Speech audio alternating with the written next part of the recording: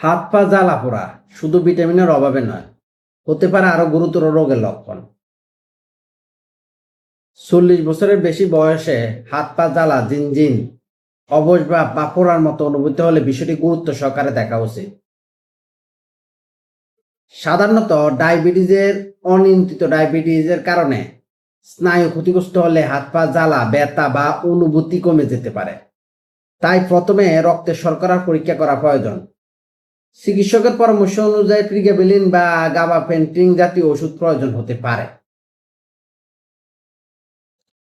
মহিলাদের মেনোপজ বা হরমোনের পরিবর্তন মধ্যবয়সী নারীদের ক্ষেত্রে মুখ, মাথার তালু, হাত পা, শরীরের বিভিন্ন স্থানে জ্বালা পড়া অনুভূত হরমোনের ঘাটতির সঙ্গে সম্পর্কিত হতে পারে। তবে উপসর্গের কারণ নির্ণয় এবং প্রয়োজন হলে স্তনের রোগ নির্ণয়, ক্যান্সার ঝুঁকি মূল্যায়নের জন্য চিকিৎসক পরামর্শ অনুযায়ী কিছু পরীক্ষা করা উচিত এবং রোগী নির্বাচন করে হরমোন রিপ্লেসমেন্ট থেরাপি বিবেচনা করা যেতে পারে।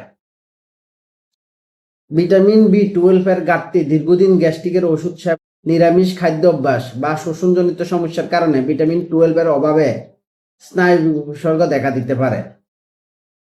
এতে করে হাত পা জ্বালাপোড়া করে।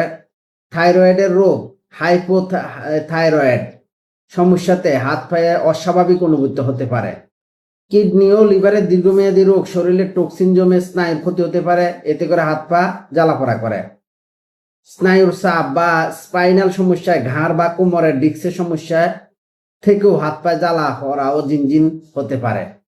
হাত পা জ্বালাপোড়া মানেই শুধু ক্যালসিয়ামের বা ভিটামিনের সমস্যা নয়। সঠিক কারণ নির্ণয় করে চিকিৎসকের পরামর্শ অনুযায়ী চিকিৎসা নেওয়া উচিত। বন্ধুরা, এরকম অসংখ্য ভিডিও পেতে আমার এই পেজটি ফলো দিয়ে রাখবেন এবং আমার ভিডিওটি ভালো লাগলে অবশ্যই কমেন্ট করবেন, লাইক করবেন। আপনাদের উৎসাহ পেলে আমি আরো সুন্দর সুন্দর ভিডিও তৈরি করব। আপনাদেরকে অসংখ্য ধন্যবাদ।